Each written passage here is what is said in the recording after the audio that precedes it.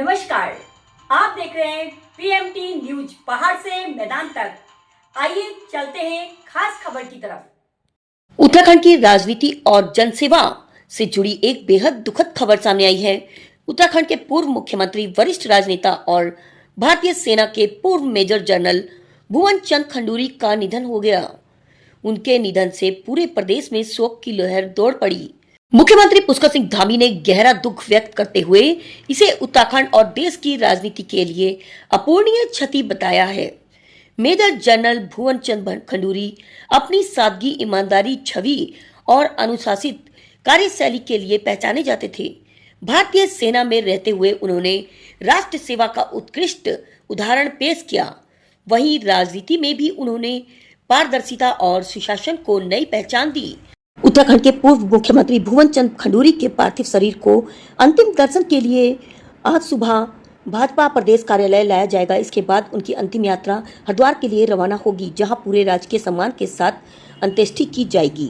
अपूर्णीय क्षति है और बड़ा हम सबको बहुत ही उनके जाने का बहुत दुख है, क्योंकि लंबा कालखंड उनके सानिध्य में रहते मैंने भी काम किया है और उन्होंने सेना में रहे हों तो देश की सीमाओं की रक्षा के लिए वे जीवन भर काम किया और राजनीतिक जीवन में आए तो भारत सरकार में, राज्य सरकार में, भारत सरकार के केंद्रीय मंत्री रहते हुए और उत्तराखंड के मुख्यमंत्री रहते हुए उन्होंने अनेक विकास के कामों को आगे बढ़ाया।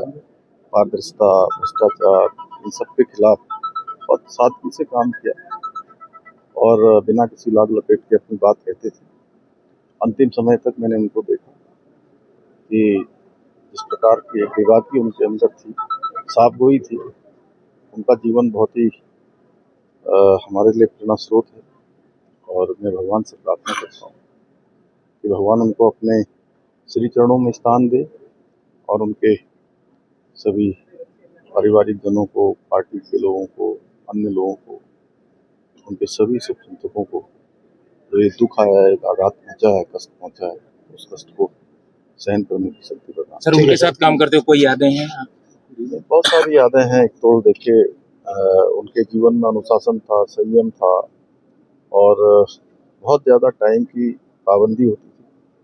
कभी आप उनसे मिलने जाओ तो आप अपनी बात कहते थे, लेकिन समय हो जाता था तो कहते थे कि आपका समय हो गया। और जो है, मैंने देखा कि बहुत कुछ उनके जीवन से हम सब प्रेरणा ले सकते हैं। अब तक की खबर में बस इतना ही। मिलते हैं अगली खबर में, तब तक के लिए नमस्कार।